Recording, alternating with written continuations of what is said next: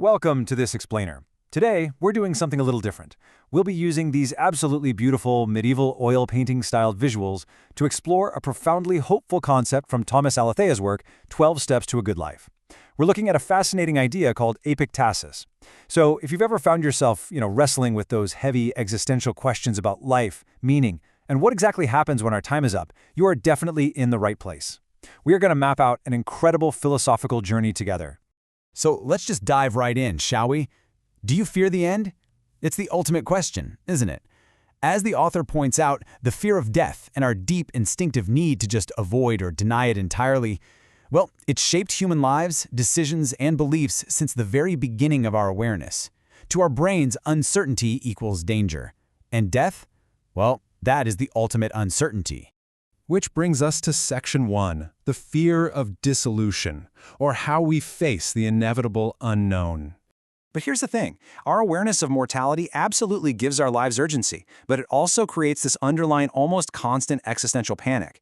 The undeniable truth of our impermanence casts a massive shadow. We know our time is limited, and while that can push us to achieve great things, it also kind of traps us.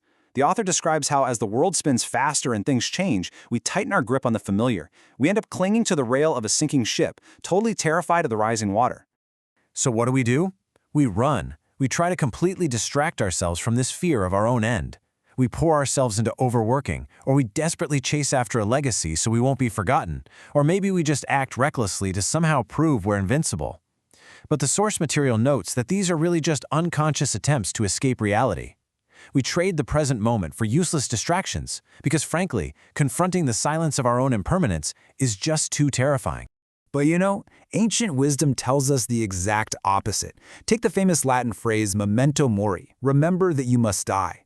Instead of hiding from our mortality, the author argues we should actively contemplate it.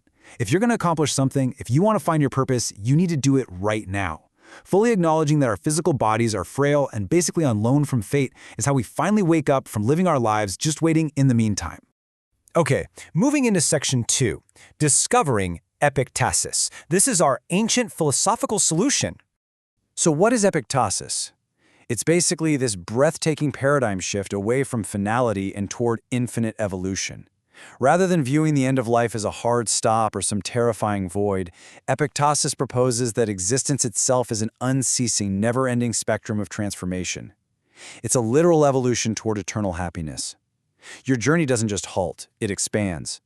And no way is this some trendy New Age stuff. It was actually developed way back in the 4th century by St. Gregory of Nyssa to describe our endless spiritual momentum. St. Gregory posited that because the divine, or God, or ultimate reality, however you want to frame it, is infinite, reaching a higher spiritual state just brings happiness and an immediate desire for even further growth. It's such a beautifully healthy approach, giving us a framework where our spiritual momentum literally never runs out of road. All right, Section 3. We're looking at going beyond a static paradise and why the end isn't actually an endpoint. For a lot of folks, the traditional idea of an afterlife is a static paradise. You arrive, you're judged, and then you just sort of hang out there. Actually, scratch that. It's more like a stagnant final destination where growth entirely stops. But Epektasis, it embeds life and death into a flowing spectrum of never-ending transformation. It's an active, dynamic state of being where you are perpetually growing closer to the infinite. Thomas Alethea points out that there really is no endpoint to spirituality. You'll never just magically arrive at spiritual perfection. Think about your life right now. You're still going to get angry, you're still going to get sad, you're definitely still going to spill soup in your lap and say stupid things. Epektasis tells us that growth is a process. The goal isn't to become less human, it's to become far more accepting of the journey itself. Let's make this a bit more concrete. In Section 4, the butterfly's transition. We need to completely rethink the end.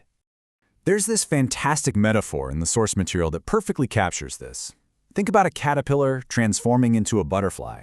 Our limited perspective often sees an end. The caterpillar itself would absolutely think it's dying. But we, with a broader perspective, know it's just a wondrous transition to another state. It is gone as a caterpillar, sure, but it continues into another existence entirely. When you embed life and death into this spectrum of infinite growth, dying literally just becomes transitioning. By reframing death as just one single point on a never-ending line of transformation, We can replace all our grieving and terror with genuine hope. Crossing the boundary between this world and the next isn't a termination. It honors our physical reality while expanding our spiritual horizon infinitely outward. Which leads us to Section 5, Growth in the Present.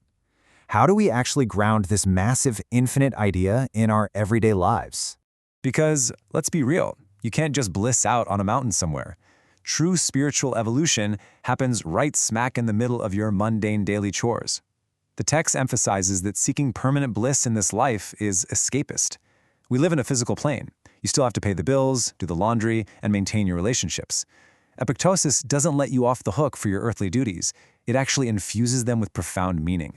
So the text gives us 3 key steps for embracing epektasis today. First up, it inspires hope for the future because your story is literally never over. Second, it fosters humility because you realize you're just at the very beginning of an infinite curve of learning. And third, it deeply improves your everyday relationships. When you see everyone around you as fellow travelers on this endless path, you start treating them with way more compassion and patience. Ultimately, the journey of the present moment doesn't separate the divine from the dirt. Every single moment, every mistake, is a vital part of your eternal growth. As the author notes, personal development is totally nonlinear. Sometimes going forward feels like going backward, right? But under Epektasis, everything you do, your struggles, joys, relationships, daily work, contributes to your transformation. Spirituality isn't a place you reach, it's simply the way you live. There's an anonymous quote from the text that I absolutely love. When things change inside you, things change around you. Shifting your perspective to epektasis literally changes the world you experience. If you stop seeing life as a desperate race against the clock and start seeing it as the beautiful opening notes of an eternal symphony, the anxiety just begins to fade. You become partners with the flow of existence. So Thomas Aletheia wraps up these profound thoughts with a really simple but honestly super provocative challenge. I want to leave you with this final thought to ponder as you continue your own unending journey. If there is no finish line, and you are currently on an unceasing, infinite evolution towards spiritual growth and happiness, what step are you on today? Thanks so much for joining me on this explainer. Until next time, keep growing.